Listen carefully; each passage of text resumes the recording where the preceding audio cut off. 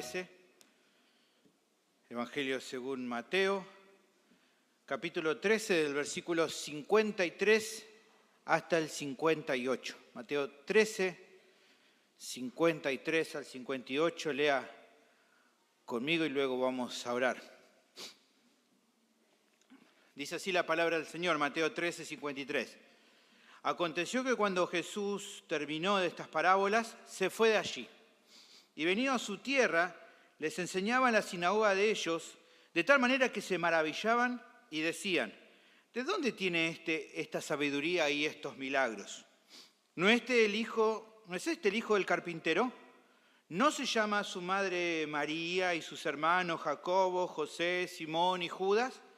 ¿No están todas sus hermanas con nosotros? ¿De dónde pues tiene todas estas cosas? Y se escandalizaban de él. Pero Jesús les dijo: no hay profeta sin honra, sino en su propia tierra y en su casa.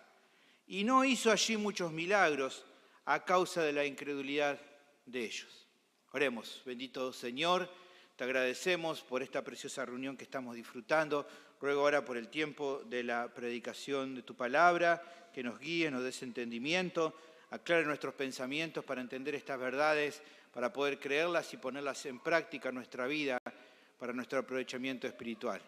Ruego tu guía y tu gracia en el nombre de Jesús. Amén.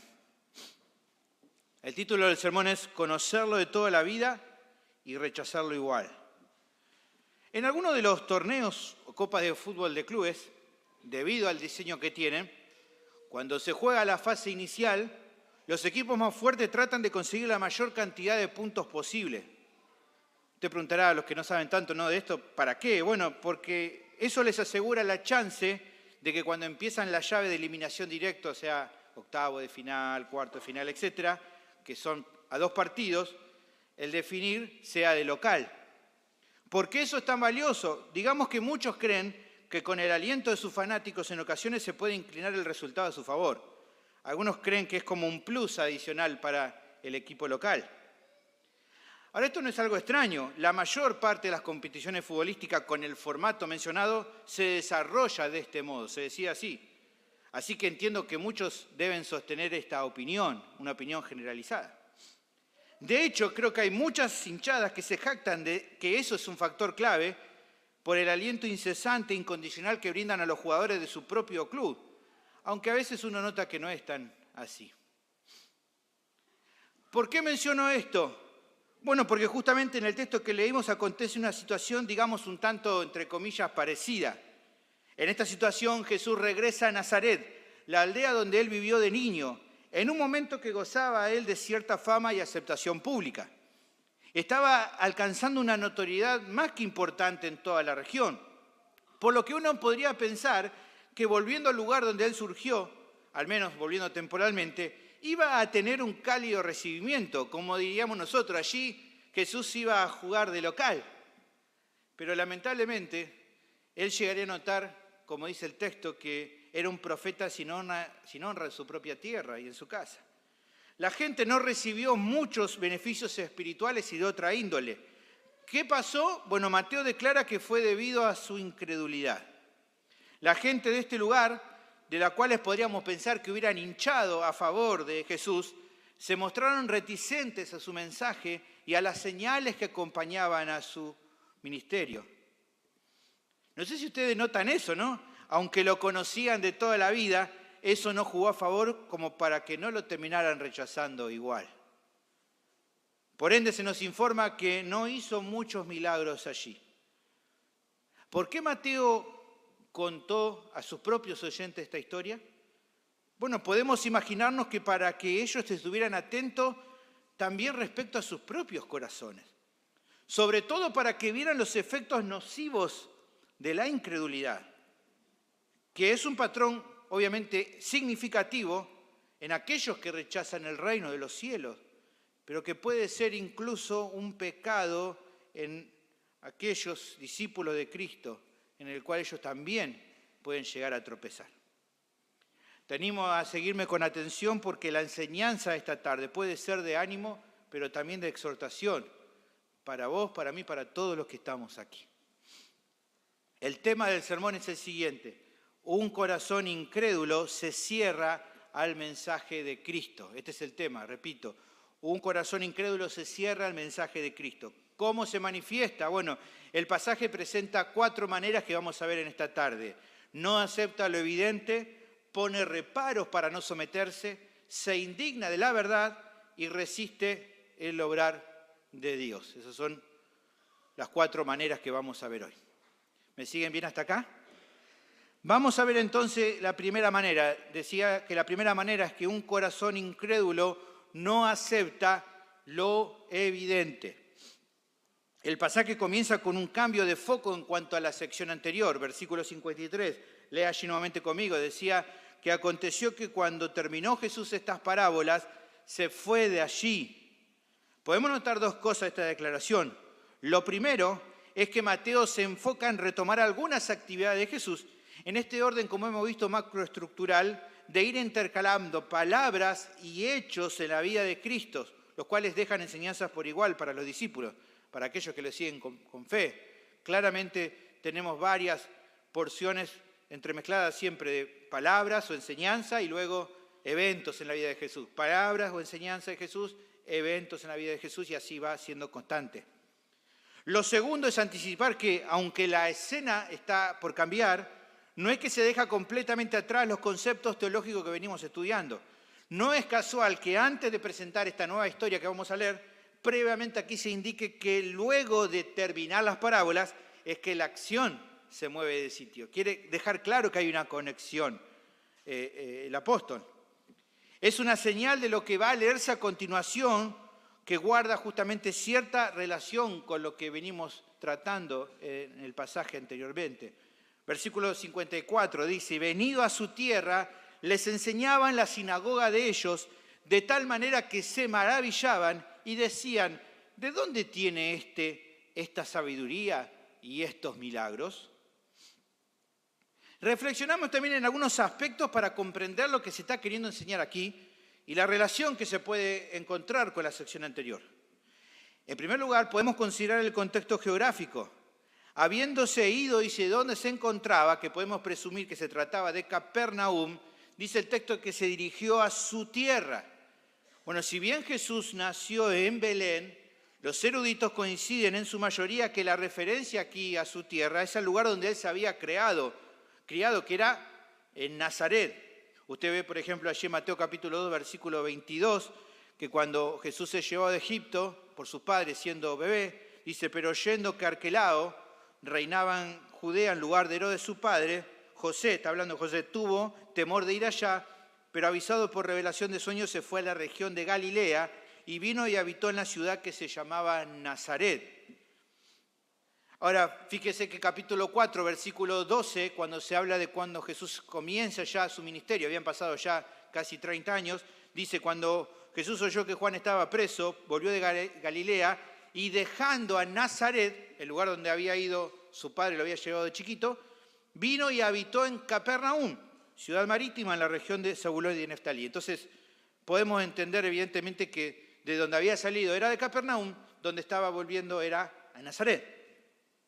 ¿Por qué volvió puntualmente en esta ocasión? Bueno, el texto no lo aclara, no nos dice por qué motivo puntualmente va. Podría tratarse de una visita familiar, su familia seguía viviendo en Nazaret. Hemos visto en un momento en un pasaje que lo fueron a ver, a visitar. Lo más probable también era que deseara ministrar a los habitantes del pueblo que durante varios años lo cobijó y que seguramente él tendría mucho aprecio. Es seguro, si nos ponemos a pensar, ¿no? Nos ponemos en la piel de la historia, que Jesús se reencontró con muchos pobladores que lo habían visto crecer. Siendo una aldea relativamente pequeña, usted sabe cómo son los pueblos pequeños, casi todo estaría igual que siempre. Como pasa hoy todavía, usted visita un lugar, un pueblito chiquito, y si pasa muchos años usted vuelve a ir, va a encontrar que prácticamente todo sigue de la misma manera. Lo que ya no era para nada igual, al menos desde que Jesús había ido, era sin dudas el reconocimiento del Señor, de Jesús. Su fama se había difundido por toda la zona. Probablemente para esa altura había servido ya a miles de personas, y noticias de él se debían haber estado comentando mucho en Nazaret durante el tiempo que él habrá estado ausente. La gente seguramente hablaba, se habrá enterado, la gente que había mucha de esa época que viajaban por los caminos, y se hablaba en las regiones seguramente sobre este habitante de Nazaret que estaba predicando y haciendo milagros en Capernaum y en la zona allí del mar de Galilea. Aparentemente esta no había sido la primera visita luego de comenzar su ministerio terrenal. En Lucas capítulo 4, versículo 16 se menciona un relato en el que algunos eruditos dicen que se trata de la misma historia, probablemente no, algunos creen que no, que se trata de una historia cronológicamente anterior, más cercana a cuando Jesús comenzó su ministerio. Así que puede ser que ya había visitado anteriormente Nazaret. Más allá de esto, si ya había visitado o no, lo que sí se nos cuenta respecto a lo que hizo mientras se encontraba allí. Dice el texto que fue a la sinagoga de ellos y les enseñaba. Era costumbre que en cada día de reposo los judíos se reunieran en ese lugar, en la sinagoga, para escuchar la palabra de Dios. Es lógico también que siendo tan reconocido, entre otras cosas, por su enseñanza, el principal de la sinagoga lo hubiera invitado a predicar las escrituras a los que estaban ahí presentes. Obviamente, cuando hablamos de la escritura en ese momento, hablamos del Antiguo Testamento. Por otra parte, muy interesante, se detalla la primera reacción de los que lo escucharon. Dice el texto ahí que ellos se maravillaban al oírlo. Aquí la palabra para maravillar es la palabra ekplesó. Si bien la connotación en nuestro idioma, ¿no?, cuando hablamos de maravillarse, pareciera ser una connotación completamente positiva, en realidad el término usado en el original no es tanto una impresión feliz de sorpresa.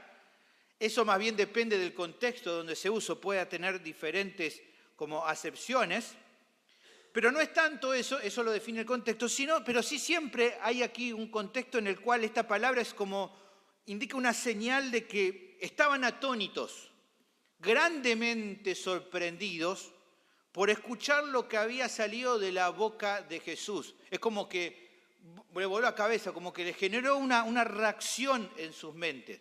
A veces, de acuerdo, como digo, a la connotación nos hace ver que puede ser una reacción mental positiva o negativa, pero sobre todo, más allá de lo positivo, lo negativo, como que ¡guau!, algo le genera en su cabeza. Como para que usted vea, por ejemplo, esto y entienda mejor, la misma palabra se usa allí en Lucas capítulo 2, versículo 48, cuando dice: cuando le vieron, se sorprendieron. Y le dijo su madre: ¿por qué nos has hecho esto así? Aquí tu padre y yo te hemos buscado con angustia. Aquí sorprendieron la misma palabra, expreso. Ahí no pienso que esté diciendo: uy, qué alegría que te encontramos en el templo, te estábamos buscando. No, había como en su mente un atónito, porque quizá donde menos se lo imaginaban encontrar era en el templo a Jesús compartiendo con los grandes eruditos, porque era todavía jovencito cuando ocurre esta historia, pero claramente en su cabeza generó como un sentir de sorpresa, de sentirse atónitos, podríamos decir. Ahora bien, lo que nos podríamos preguntar más aquí, importante que eso, es ¿por qué se maravillaban? ¿Por qué estaban atónitos los asistentes a la sinagoga de Nazaret? Bueno, pienso que porque no lograban concebir que un hombre con una formación alejada de las grandes escuelas judías de ese tiempo que existían, pudiera enseñar de la forma en que lo hacía. Que con los años que ellos sabían que tenían y el poco tiempo de experiencia como rabino, como mucho 1 o tal vez como mucho 2 años, desde cuando acontece esta historia de que lo habían visto partir, pudiera ahora estar hablando con la claridad y la profundidad que a los grandes rabinos de la época le hubiera requerido décadas y décadas de preparación y de servicio. Dicen, fíjense por ejemplo en Mateo 22, 33, los saduceos, gente más preparada, va y lo encara y le hace preguntas, y entonces Jesús le responde a los saduceos y dice versículo 33, capítulo 22, oyendo esto la gente se admiraba de su doctrina. No podían creer cómo pudo responder Jesús con tanta capacidad para callar a todo un grupo de saduceos. En capítulo 7, versículo 15 del Evangelio según Juan, dice: y se maravillaban los judíos diciendo: ¿cómo sabe este letras sin haber estudiado? No era que las personas en aquel tiempo eran completamente ignorantes. Un padre de familia instruía a sus hijos en la palabra de Dios, pero claramente está hablando de una capacidad más bien académica por la manera de hablar, algo que evidentemente Jesús no había adquirido en ninguna escuela porque no había asistido a una escuela académica como muchos de los fariseos o escribas de aquel entonces. Parafraseando un comentarista bíblico, podemos advertir lo siguiente, dice así este comentarista: en poco tiempo les había demostrado profunda sabiduría y autoridad, más allá de cualquier otro caso que hubieran presenciado o incluso oído. Jesús enseñaba a profundidad sobre prácticamente todo tema relacionado con la vida y la muerte, el tiempo y la eternidad, la verdad y la mentira, la justicia y el pecado, Dios y el hombre, el cielo y el infierno. Enseñaba acerca de regeneración, adoración, evangelización, pecado, salvación, vida moral, divorcio, asesinato, servicio, servidumbre, orgullo, amor, odio, ira, celos, hipocresía, oración, ayuno, doctrina verdadera y falsa, maestros verdaderos y falsos, día de reposo, ley, discipulado, gracia, blasfemia, señales y prodigios, arrepentimiento, humildad, muerte al yo, obediencia a Dios y muchísimos otros temas. Enseñaba la verdad en cuanto a todo lo que pertenecía a la vida espiritual y la piedad. Mucho de esto usted enseguida empieza a pensar, ya lo hemos visto en varios capítulos que Jesús hablaba y disertaba sobre temas espirituales, explicándolo de una manera precisa, profunda, perfecta. Unos hombres, aparte de los de Nazaret, que estaban seguramente mucho más acostumbrados a escuchar a los grandes maestros judíos, ya no en Nazaret, sino en Jerusalén, la capital, fueron lo suficientemente honestos como para decir: nunca hemos oído hablar a un hombre así. Fíjese allí en Juan capítulo 7, versículo 45. Los alguaciles que trabajaban para los principales sacerdotes y los fariseos, que habrían escuchado seguramente muchas veces a estos hombres disertar acerca de la palabra, fíjense que dice que los alguaciles, versículo 45, vinieron a los principales sacerdotes y a los fariseos, y estos le dijeron: ¿por qué no lo habéis traído? Los alguaciles respondieron, fueron honestos, y dijeron: jamás hombre alguno ha hablado como este hombre. ¿Se da cuenta? O sea, era gente que conocía, había escuchado a gente hablando, pero está diciendo, nada que ver. Ahora, ¿cuánto más podían sentirse atónitos los aldeanos del pequeño pueblo de Nazaret, que no solo que no estaban tan acostumbrados a oír los mejores maestros de la nación, sino que el que lo hacía era para algunos alguien que solo un tiempo antes lo reconocían algunos como el vecino de la otra cuadra?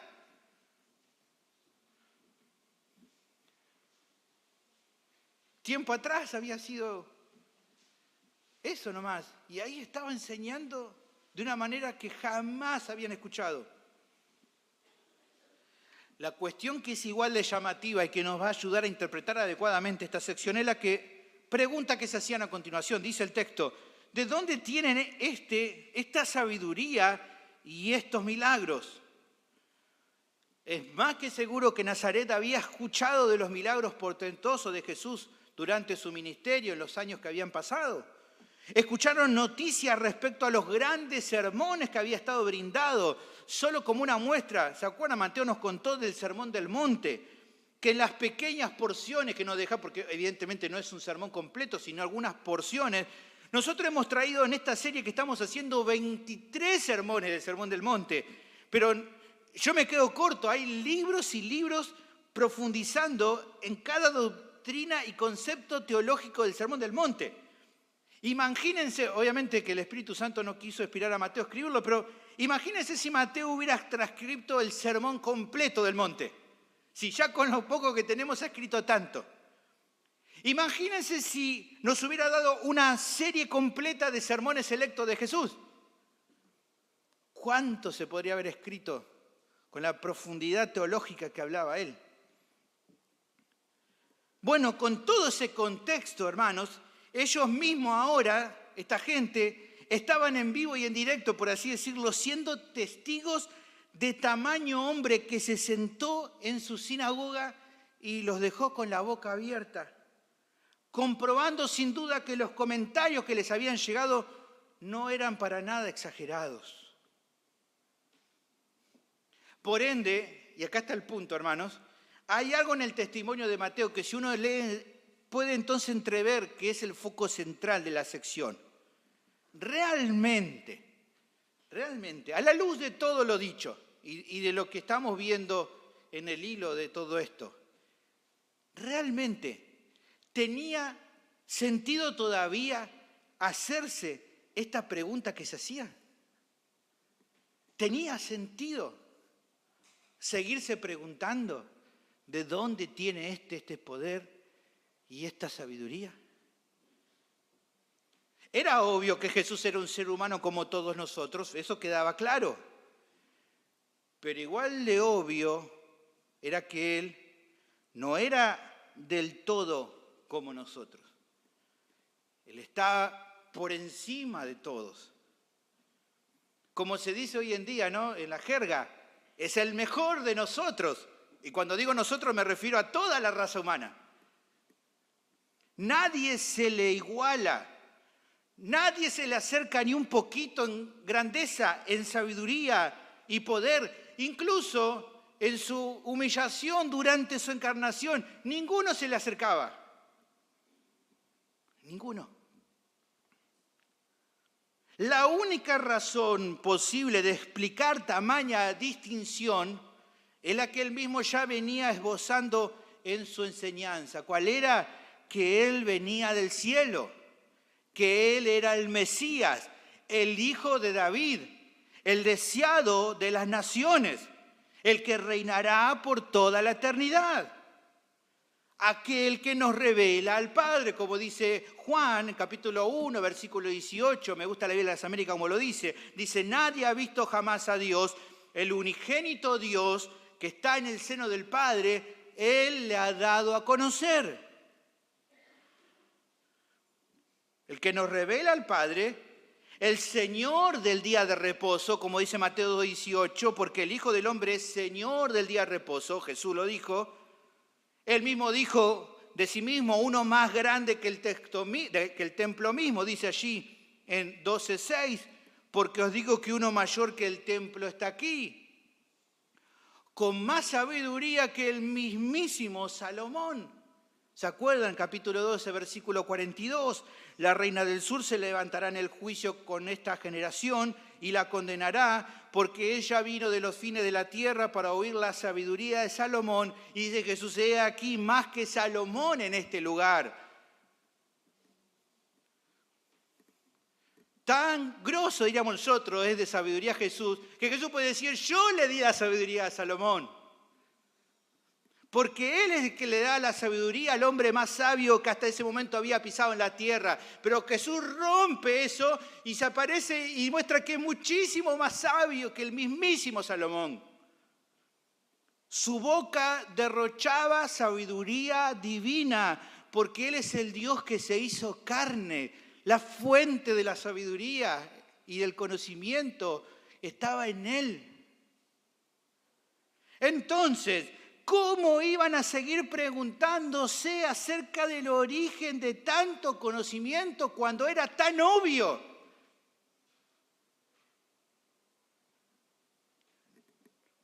¿Por qué preguntarse eso? La única respuesta a eso es la que Mateo está dejando entrever, pero que al final de este pasaje comenta abiertamente.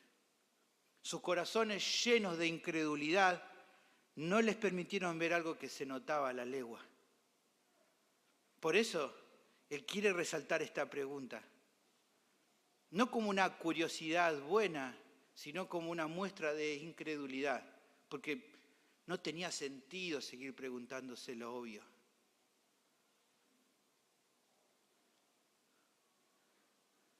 Porque luego de escuchar las palabras de Jesús, en vez de estar en ese mismo instante inclinados delante de Él, adorándole, todavía seguían cavilando en su interior, cuestionando lo obvio.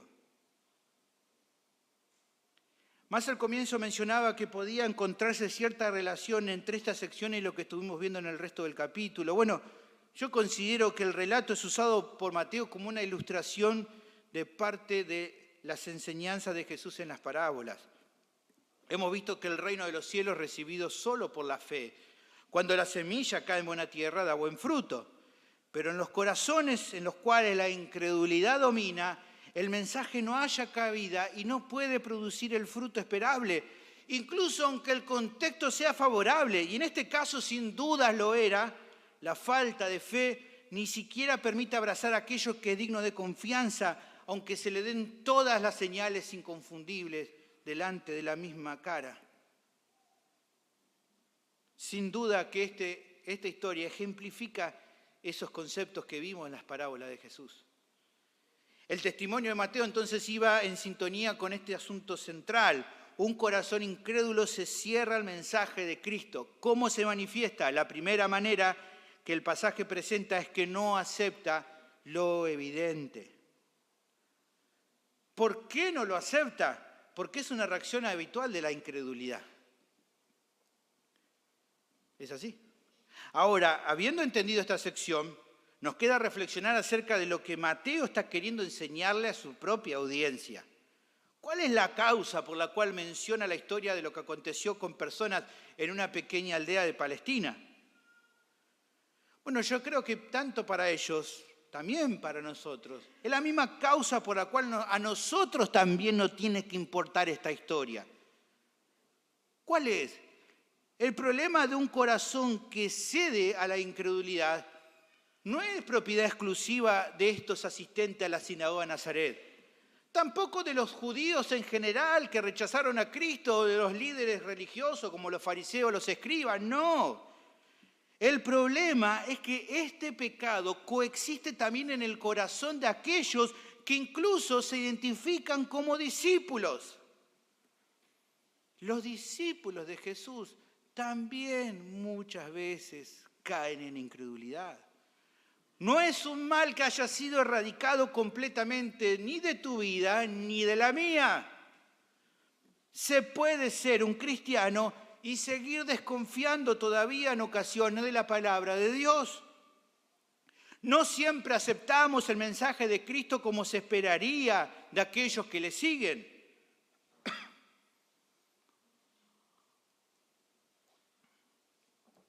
¿Y cómo se manifiesta eso? Que incluso somos duros en aceptar algunas cuestiones de la enseñanza de Cristo que son más que evidentes. Mucho de lo que hemos aprendido en nuestro tiempo en la fe no es tan difícil de entender, es difícil de aceptar, pero no de entender. Ahora, ¿cuál es el problema? Si no es difícil de aceptar y de entender. Lisa y llanamente, que no creemos tanto como tendríamos que hacerlo. No confiamos en aquello que es obvio. Por eso tropezamos a diario. Incluso poniendo excusas como, bueno, estoy esperando sentirlo para entonces hacerlo. Es claro lo que me decís, hermano, pero todavía no resolví cambiar eso, pero estoy orando, ¿viste? Y así un montón, ¿no?, de excusas para dar vueltas. Incluso en aquello que es súper obvio. ¿Cómo es posible eso? Hermanos, la vida del discípulo es la vida de fe. Y cuando se trata de no poner en práctica aquellas cuestiones más evidentes o simples del mensaje de Cristo, el problema no es otro que la incredulidad que todavía habita en nuestros corazones. Muchos se preocupan y se afanan por aquellas cuestiones más complicadas de la doctrina de Cristo, cuando deberían poner más preocupación en obedecer a aquellas cosas fáciles de la doctrina de Cristo.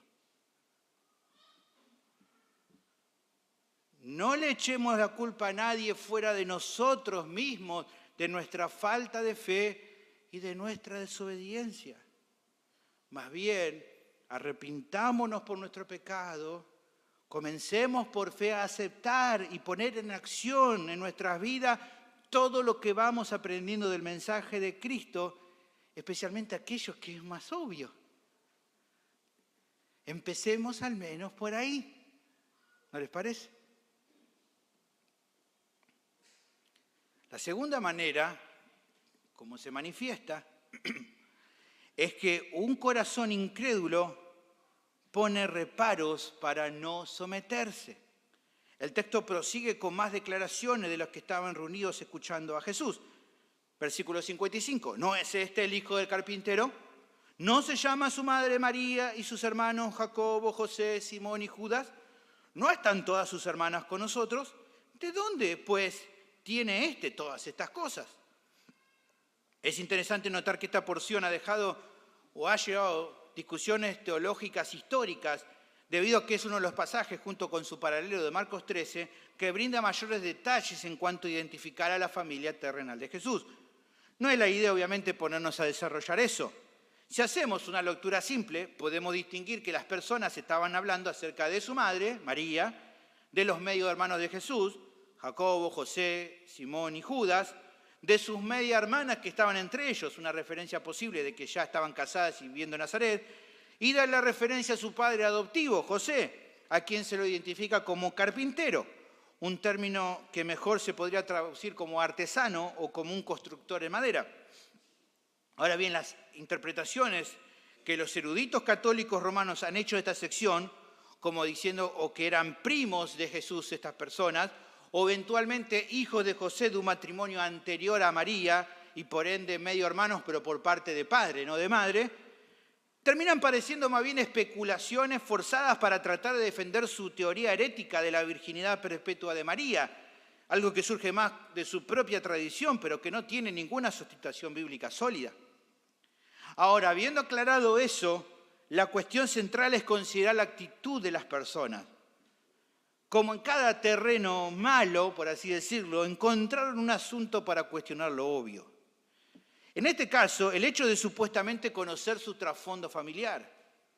Ellos se preguntaran, ¿cómo podía hacer lo que hacía si se trataba del hijo del carpintero? ¿Cómo es posible? ¿Cómo este hombre puede decir esto?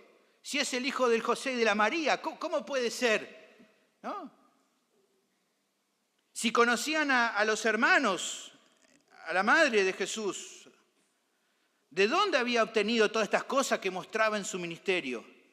A ver, no es que el Mesías esperado no podía tener una familia, pero el hecho de que sea una cercana a ellos, en vez de hacerle ver el privilegio tan enorme que se les concedió, tal como vemos, por ejemplo, que queda retratado en las palabras de María, María cuando entiende de que se le ha concedido el honor de llevar en su vientre al Hijo de Dios, ella se humilla delante de Dios, allí en Lucas 1, 46, 48.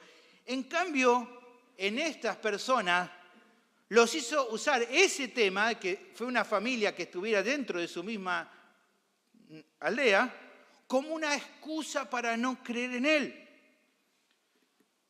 Porque este es el punto que esta sección nos deja en particular. Dijimos ya que la incredulidad no solo queda reflejada en no aceptar lo obvio, sino también de valerse de cuestiones significativas para justificar el rechazo del mensaje de salvación. Como bien indica un comentarista, cuando vino a la tierra, Jesús se vació de ciertas prerrogativas divinas, como menciona allí Filipenses capítulo 2, versículo 7. Y aunque no tuvo pecado y fue moralmente perfecto durante cada minuto de su vida, está claro que su perfección no era del tipo que llamara la atención sobre sí mismo o que lo distinguiera como extraño o peculiar. Para quienes lo conocieran de niño y de joven, Jesús simplemente era el hijo del carpintero. Fue en parte acerca del carácter común de Jesús y su familia que los habitantes de Nazaret tropezaron. Les resultaba imposible aceptarlo incluso como un gran maestro, mucho menos como el Mesías divino. El testimonio de Mateo es claro. Un corazón incrédulo se cierra al mensaje de Cristo. ¿Cómo se manifiesta? Bueno, la segunda manera que el texto presenta es que pone reparos para no someterse. incluso valiéndose de cuestiones insignificantes para justificar su falta de fe y desobediencia. El concepto que el apóstol presenta en esta sección es interesante. Es lamentable, pero muy cierto, que asuntos pequeños a veces se pueden usar como grandes excusas para no creer ni someterse a la enseñanza de Cristo. Los habitantes aquí de Nazaret nos están ilustrando algo recurrente en el mundo que nos rodea, incluso hoy. La realidad es que la gente siempre encuentra alguna razón necia o absurda para de alguna manera rechazar o mantener ciertos reparos al mensaje del Evangelio. Un pastor lo describe de un modo muy claro, me gustó, mire, escuche, dice, no les gusta la actitud de quienes les testificó. Creen que la mayor parte de las personas en las iglesias son hipócritas. Creen que el predicador es demasiado fuerte o demasiado débil, demasiado sofocante o demasiado autoritario, o que las reuniones son demasiado formales o demasiado informales. A menudo se ofenden por las cosas más insignificantes que los cristianos hacen e interpretan lo insignificante como lo más importante. Ponen una cortina de humo tras otra para excusar su indisposición de creer las claras y exigentes afirmaciones y promesas de Cristo. Así está el mundo hoy. Usted lo sabe, lo ha visto seguramente.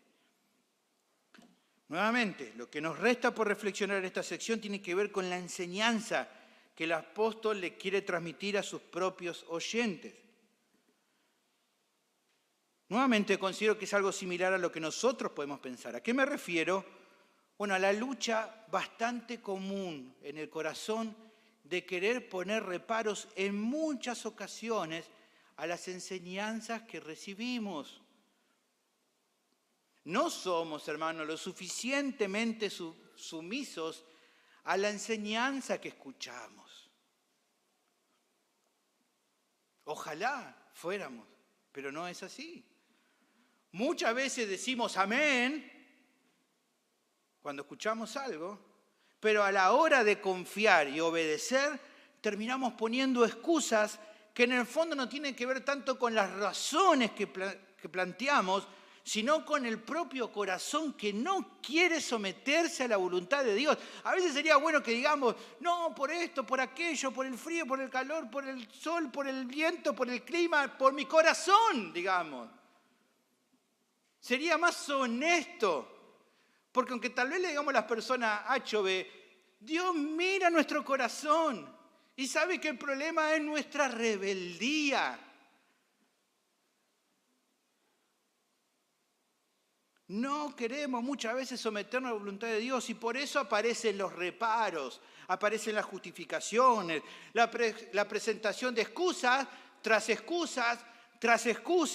basadas meramente en cuestiones que son mínimas o ínfimas, pero a las que nos aferramos con insistencia con tal de no hacer caso y con el tiempo seguimos dilatando algunas cosas a causa de esos reparos autoimpuestos.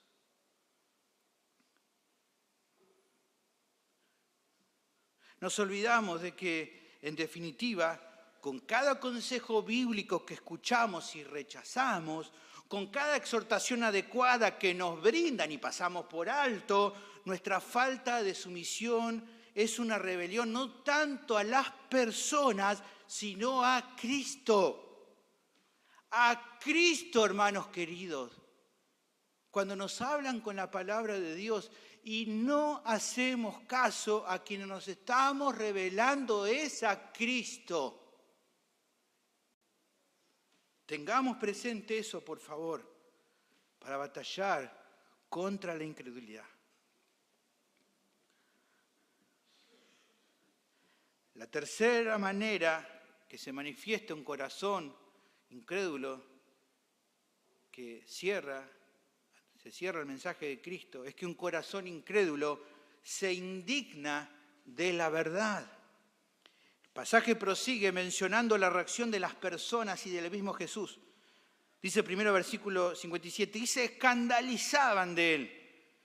El relato nos advierte que aunque lo esperable hubiera sido el atender a las palabras de Cristo y aceptar con fe su identidad mesiánica, la respuesta fue completamente distinta. Dice que se escandalizaron de él. Evidentemente no era la primera vez que pasaba. Yo concuerdo que Lucas capítulo 4 es un relato anterior. Versículo 28 dicen, fíjense, al oír estas cosas de Jesús, todos en la sinagoga se llenaron de ira y levantándose le echaron fuera de la ciudad y le llevaron hasta la cumbre del monte sobre el cual estaba edificada la ciudad de ellos para despeñarle, para tirarlo de la punta. No estaba muy contento, parece, con lo que habían oído. Aquí el término se escandalizaba, la palabra en griego escandalizo, apunta a una demostración de indignación, de sentirse ofendidos. Por ejemplo, en Mateo capítulo 15, versículo 12, dice, entonces acercándose a sus discípulos le dijeron, ¿sabes que los fariseos se ofendieron? Cuando oyeron esta palabra aquí, es escandalizo. Es algo que sea de tropiezo para otros, a veces con razón, pero en este caso en particular, sin ninguna causa justificable que el Señor haya provocado. Ahora, aunque no se mencione qué fue lo que más les indignó de las palabras de Jesús, bien podemos inferir que se escandalizaron por la verdad que les estaba enseñando allí en la sinagoga ese día.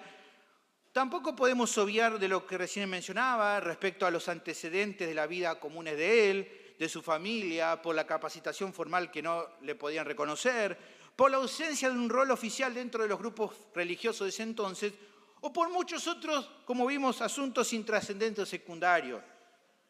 Sea por lo que sea, la situación era clara. Había en ellos un rechazo exacerbado y generalizado a siquiera considerar un poco el seguir la enseñanza de Cristo. No querían saber nada. ¿Qué está diciendo este? No. Es por eso que el Señor mismo le declara a continuación, pero Jesús le dijo, no hay profeta sin honra, sino en su propia tierra y en su casa. Esta declaración proverbial que les mencionó apunta en la realidad. Esta gente no era capaz de aceptar que aquel niño que vieron crecer les estaba dando palabras tan profundas y grandiosas que no eran esperables a menos que se tratara del mismísimo Mesías. Y en su pecado prefirieron indignarse ante la verdad que aceptarla de corazón, reconociendo la autoridad de aquel y la identidad del que se las estaba proclamando. Donde debía supuestamente existir una recepción más gozosa de este profeta, es donde menos honra se le dio. No solo en la aldea, como él está diciendo, incluso en su misma casa, porque su propia casa tardó mucho tiempo en entenderse y humillarse delante de él. Si bien notamos cierta fe en María, no así en los hermanos de Jesús. Fíjense en capítulo 7, versículo 5 de Juan, dice, porque ni aun sus hermanos creían en él. Pasaría mucho más tiempo más adelante para que ellos empezaran a humillarse y reconocer que su medio hermano era el Mesías, como luego hace, por ejemplo, Santiago o Judas, los escritores de la carta de Santiago y de Judas. El testimonio de Mateo es claro, un corazón incrédulo se cierra al mensaje de Cristo. ¿Cómo se manifiesta? La tercera forma que el pasaje presenta es que se indigna de la verdad. Se ofende cuando se le dice una realidad incómoda y en vez de reflexionar al respecto, prefiere rechazarla de plano. Esto es lo que hace la incredulidad. Se apoya más en los sentires y no tanto en los hechos. Entonces, si me siento bien en lo que me dice, me gusta y entonces lo pienso, pero si no me gusta lo que me dicen, ahí me cierro, me indigno, me ofendo. Cuando algo no es del todo agradable, aunque sea cierto, se apela al resentimiento o en la indignación con tal de no hacerse cargo. Y por eso una verdad significativa y necesaria termina siendo de tropiezo. Pablo dice en 1 Corintios 1:23, pero nosotros predicábamos a Cristo crucificados, para los judíos ciertamente tropezadero, de tropiezo, y para los gentiles locura, más para los llamados así judíos como griegos, Cristo poder de Dios y sabiduría de Dios. Y esta verdad significativa termina siendo de tropiezo no porque no sea de utilidad, sino porque no se está dispuesto a creer y someterse a ella.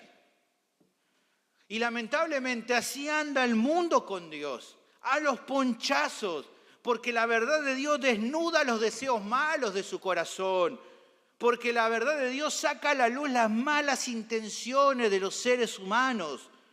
Y ante eso las personas prefieren rehuir, no arrepentirse, que humillarse y volverse a Cristo de corazón. Y las estrategias para hacer esto son diversas. Cuando usted habla con los incrédulos así, desde hacerse los ofendidos, desde victimizarse, desde tratar de silenciar o maltratar a quienes por amor les hablan la verdad. Por eso, hermanos, debemos cuidar también nuestros corazones respecto a este asunto. Porque no siempre el mensaje de Cristo es agradable o lo vamos a recibir gustosamente. Cuando pega justo en nuestro pecado, duele. Morir a nosotros mismos no es un proceso que vamos a llevar siempre con alegría. La disciplina instructiva, y no solo la correctiva, no es tan fácil de digerir. Incluso aunque sabemos que a la larga trae beneficios. Fíjense cómo dice el autor de Hebreos, allí en Hebreos capítulo 12, versículo 9. Por otra parte, tuvimos a nuestros padres terrenales que nos disciplinaban y los venerábamos. ¿Por qué no obedeceremos mucho mejor al Padre de los Espíritus y viviremos? Y aquellos, nuestros padres terrenales, ciertamente por pocos días nos disciplinaban como a ellos les parecía, pero el Padre, para lo que nos es provechoso, para que participemos de su santidad. Es verdad, dice el autor de Hebreos, que ninguna disciplina al presente parece ser causa de gozo, sino de tristeza, pero después da fruto apacible de justicia a los que en ella han sido ejercitados.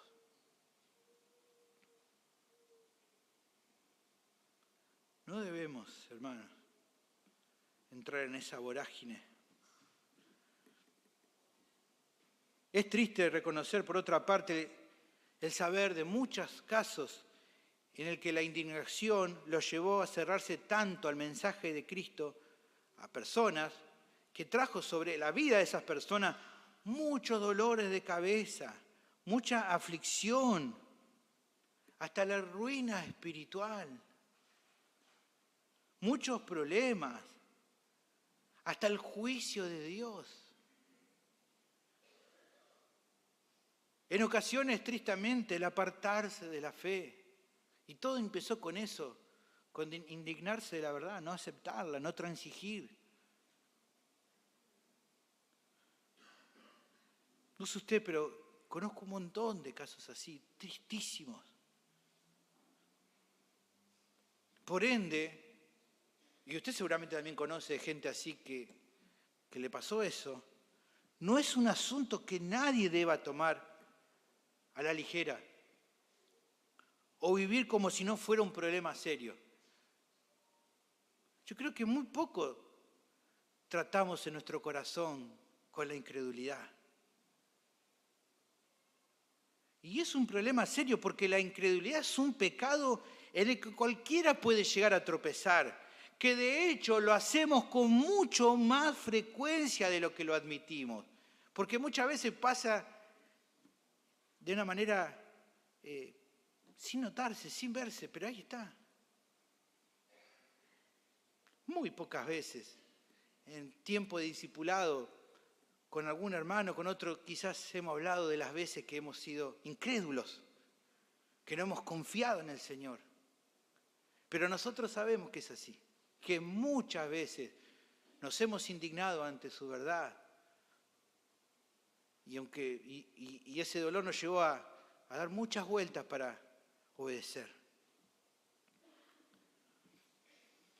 Finalmente, una cuarta manera en cómo corazón incrédulo se cierra al mensaje de Cristo es que un corazón incrédulo resiste el obrar de Dios. Un pasaje aquí prosigue con el relato de lo que terminó aconteciendo en Nazaret. Y no hizo allí muchos milagros a causa de la incredulidad de ellos. Lea de vuelta conmigo, por favor, a ver si usted logra entender esto que dice aquí. Dice, es cortito, pero es tremendo. Y no hizo muchos milagros allí a causa de la incredulidad de ellos. Yo digo que es terrible por donde se lo mire. Mateo testifica que el Señor no realizó tantos milagros en aquel lugar. Ya hemos estado observando, hermanos, que una de las características más llamativas en el misterio terrenal de Cristo fue la cantidad de señales milagrosas que realizó. De hecho, es algo que en general se destacaba muchísimo y la gente así lo veía. En Juan capítulo 7, versículo 31, dice, y muchos de las multitudes creyeron en él y decían, el Cristo cuando venga, ¿hará más señales de las que éste hace? Incluso sus enemigos más acérrimos, dice entonces, Juan 11:47, entonces los principales sacerdotes y los fariseos reunieron en concilio y dijeron, ¿qué haremos? Porque este hombre hace muchas señales. Si había algo que identificaba es que señales y milagros abundaban por montón. Ahora, ¿qué se afirma en este contexto? Que en Nazaret, en particular, no hizo muchos milagros. ¿Por qué? Dice el texto. ¿Qué dice? A causa de la incredulidad de ellos. No sabemos si habrá sido porque al no creer en él las personas no traían gente con necesidades, confiando en que el Señor podría solucionar el problema que estaban afrontando. No sabemos si pudo haber sido que directamente el Hijo de Dios resolvió no realizar tantos señales. Considero más aceptable la primera opción.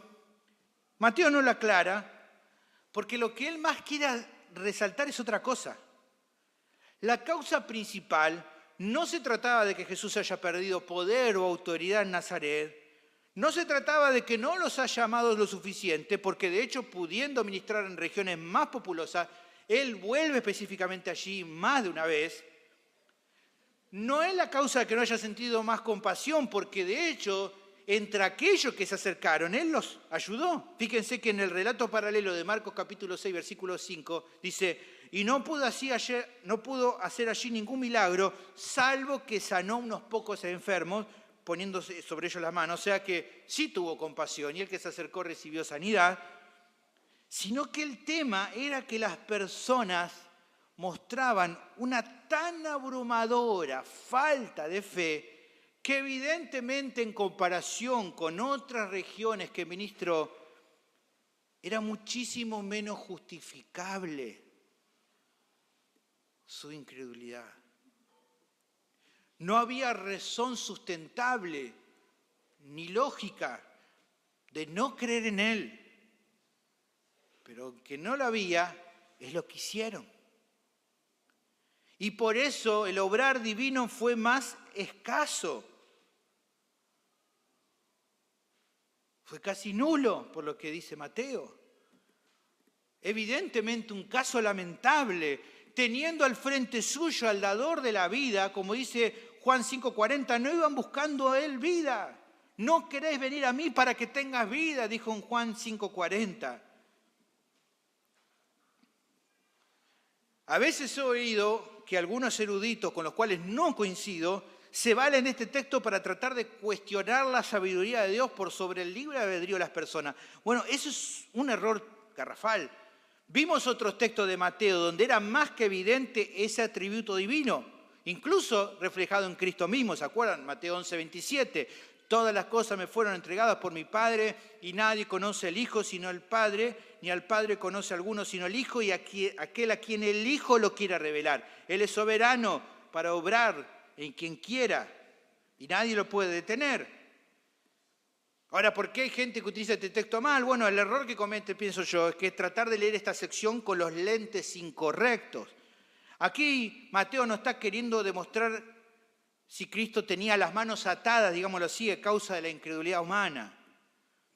Lo que él está queriendo resaltar es la responsabilidad humana en cuanto a no recibir lo que Jesús podía darles a causa de su incredulidad. Porque Dios sigue siendo soberano sobre toda incredulidad. Y gracias al Señor por eso, porque si en su gracia y soberanía no obraran los pecadores, nadie sería salvo. Efesios capítulo 2, versículo 8 es claro y dice, porque por gracia sois salvos por medio de la fe, y esto no de vosotros, pues es don de Dios, no por obras para que nadie se gloríe. Él nos da la capacidad de creer, Él nos da todo lo que necesitamos para ser salvos, pero ese no es el tema de la sección. No es el tema. Lo que se quiere dejar en claro en esta sección es la realidad de la necedad humana que decide no creer aun cuando todo así lo amerita. ¿Notan ustedes lo que pasó en Nazaret? El Dios para el que nada es imposible, como dice Lucas 1:37, despliega casi nada de su poder a causa de la incredulidad de estas personas. Hermanos, solo podemos decir qué horrendo. Cuando pensaba en esto, se me erizaba la piel en pensar en las oportunidades perdidas de esta gente por no confiar en Él, por no creer en Él. Ahora bien, por favor, meditemos de nuevo en esto. ¿Por qué Mateo le cuenta esto a sus propios oyentes?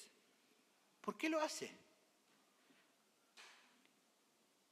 ¿Es que Mateo quiere dejar en evidencia lo tontos que fueron los nazarenos? ¿Está tratando de exponerlos a tono de burla? No tendría sentido, evidentemente, eso. ¿De qué nos serviría eso?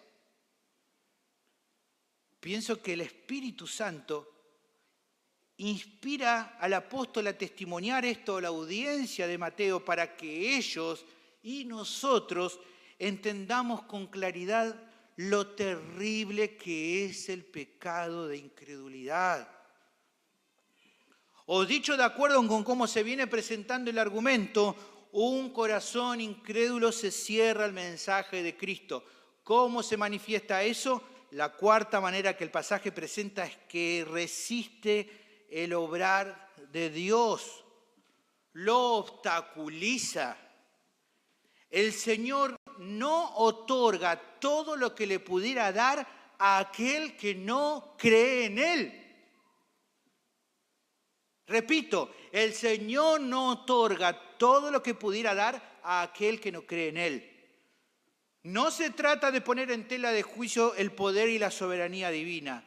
Mateo es muy directo en especificar que así como el obrar de Dios se recibe solo por la fe, tal como vimos en 11:28 de Mateo, su contrapartida, o sea, la incredulidad, es la causa que Él determine no dar lo que pudiera. El pastor John MacArthur lo explica de una manera muy precisa. Así como creer salva el alma y permite que el poder de Dios actúe en plenitud, así también la incredulidad bloquea la liberación de ese poder e impide que inunde con su bendición. Esto debe ser un llamado de atención.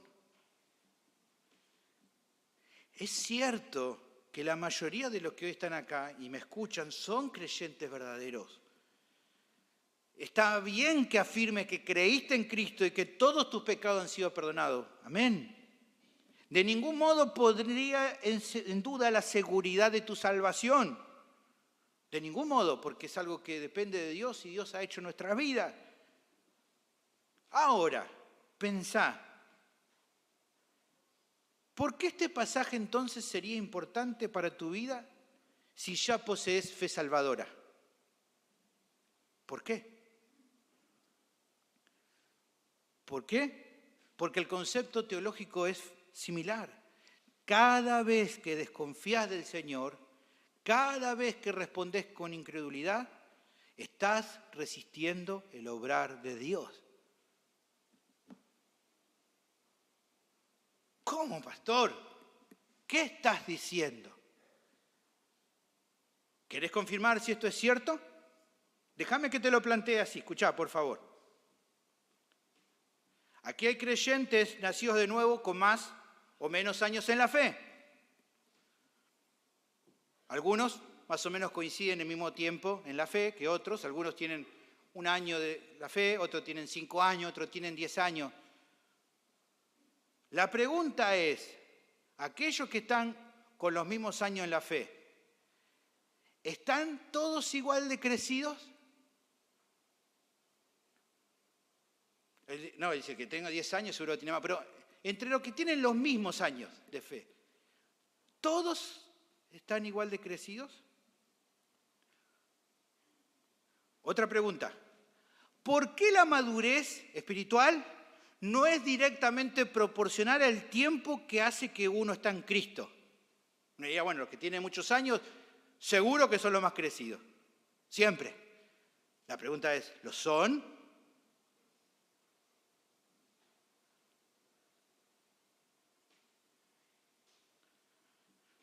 Una pregunta más, o dos. ¿Por qué tu santificación progresiva no es consistente con la cantidad de predicaciones y predicadores sanos que hasta acá escuchaste? Hay gente acá que le encante, qué bendición escuchar un montón de predicaciones, un montón de predicadores. Mi pregunta es, ¿por qué tu santificación progresiva no es consistente con todo lo que escuchaste? ¿Por qué? ¿Por qué? Yo te puedo decir por qué. No yo, la Biblia te lo dice aquí. En general, por lo mismo que se indica en esta sección, a causa de tu incredulidad. Es eso. Es eso.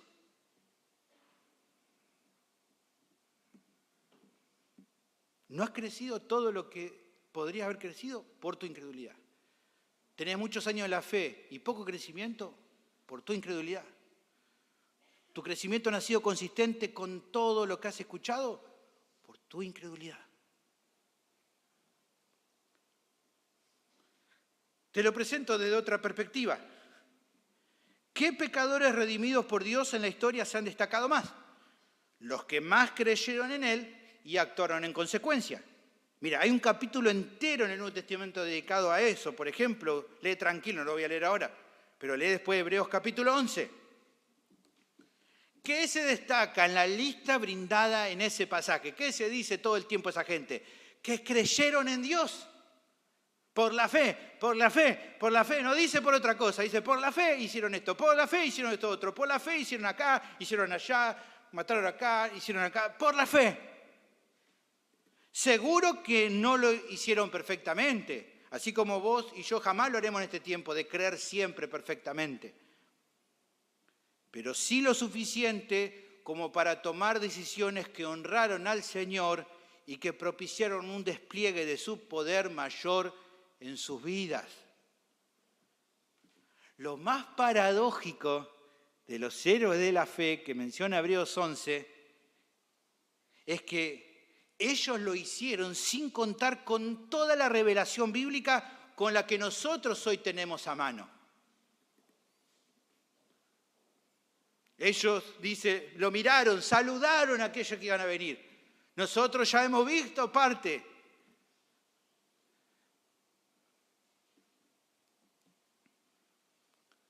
Pero aunque ellos no tuvieron toda la revelación completa como nosotros hoy la tenemos, así todo en general ha mostrado mucho más fe que casi que la mayoría de los creyentes en la actualidad.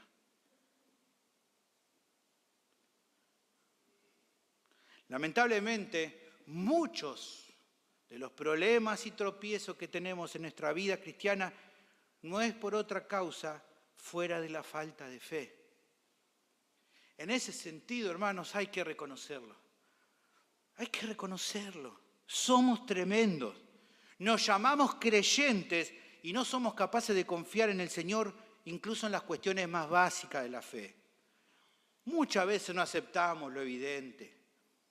En ocasiones ponemos reparos para no someternos a Él. No falta ocasión cuando nos indignamos al escuchar la verdad, aunque tratamos de disimularlo.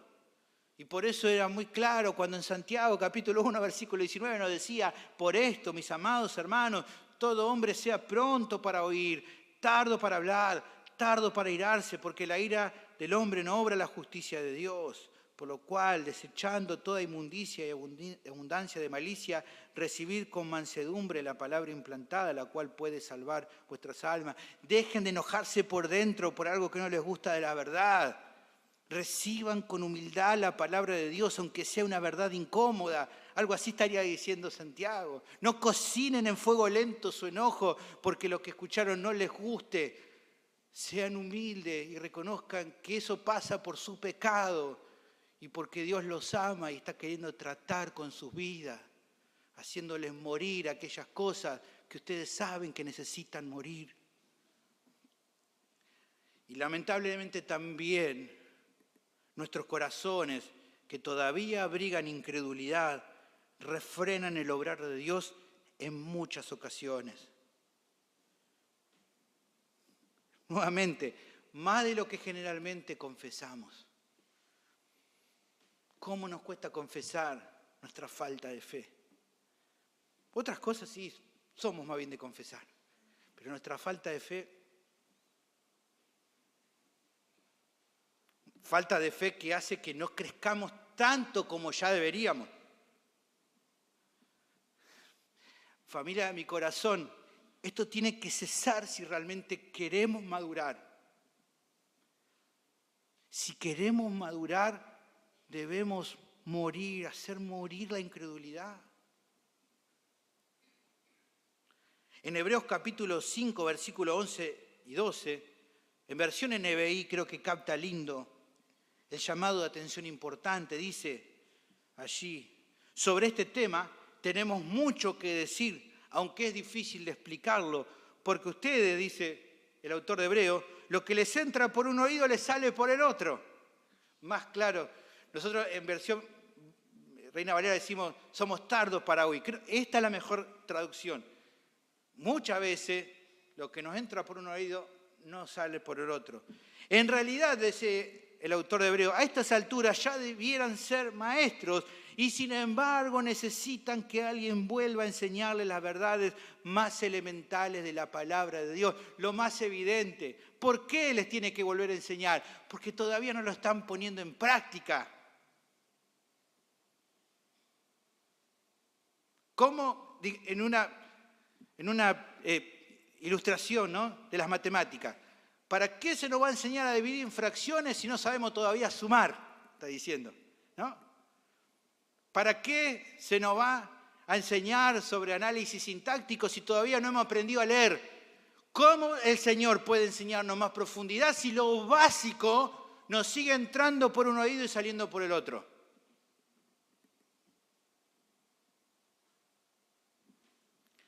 Eso fue algo que comprendieron nuestros hermanos del primer siglo. Y por eso crecieron en esto.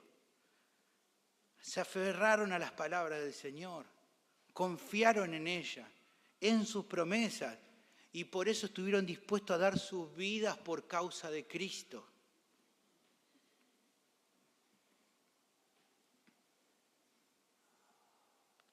La pregunta nuevamente, ¿y nosotros? ¿Qué vemos en muchos discípulos de Jesús actualmente? ¿Qué vemos? ¿Vemos esa misma actitud de dar nuestras vidas? Ni siquiera estamos hablando, a ninguno de ustedes probablemente nos lleven a un coliseo para que nos coma un león, o nos torturan, o nos empalan, o nos crucifica ninguno.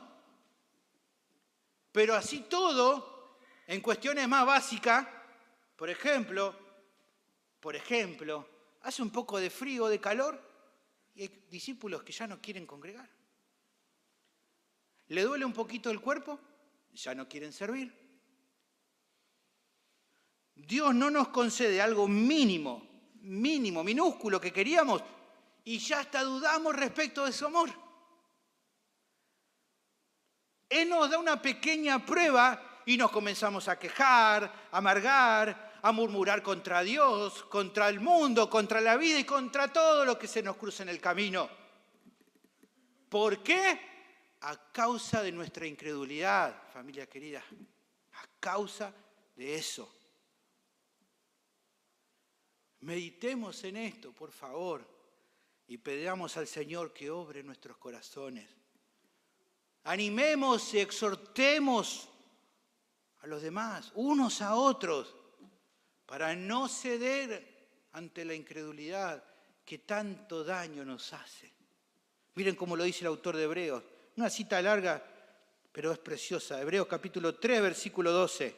Mirad, hermanos, que no haya en ninguno de vosotros corazón malo de incredulidad para apartarse del Dios vivo. Antes, exhortaos los unos a los otros cada día, entre tanto que se dice hoy, para que ninguno de vosotros se endurezca por el engaño del pecado, porque somos hechos participantes de Cristo, con tal que retengamos firme hasta el fin nuestra confianza del principio. Entre tanto que se dice, si oyereis hoy su voz, no endurezcáis vuestros corazones como en la provocación. ¿Quiénes fueron los que, habiendo oído, le provocaron? ¿No fueron todos los que salieron de Egipto por mano de Moisés? ¿Y con quiénes estuvo él disgustado 40 años? ¿No fue con los que pecaron, cuyos cuerpos cayeron en el desierto? ¿Y a quiénes juró que no entrarían en su reposo, sino a aquellos que desobedecieron? Y vemos que no pudieron entrar, ¿a causa de qué? De su incredulidad.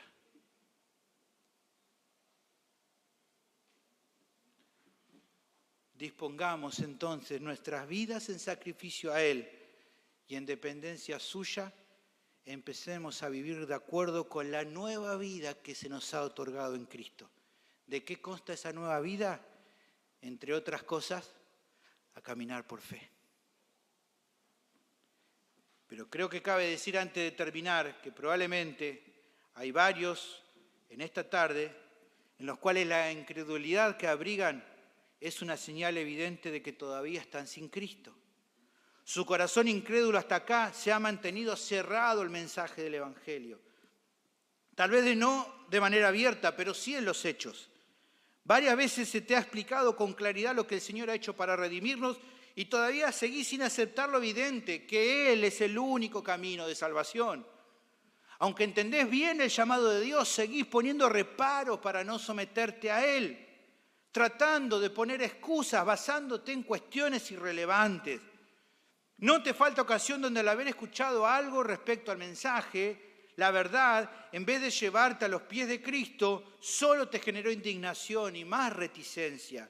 Te seguís resistiendo a la obra de Dios, pero sin darte cuenta de que eso te está encaminando a la condenación eterna. Por eso te animo en esta tarde. Dejá de cerrar tu corazón a Cristo. Dejá de rechazar su mensaje. Abandoná tu propia justicia que no te puede salvar, tu necedad espiritual.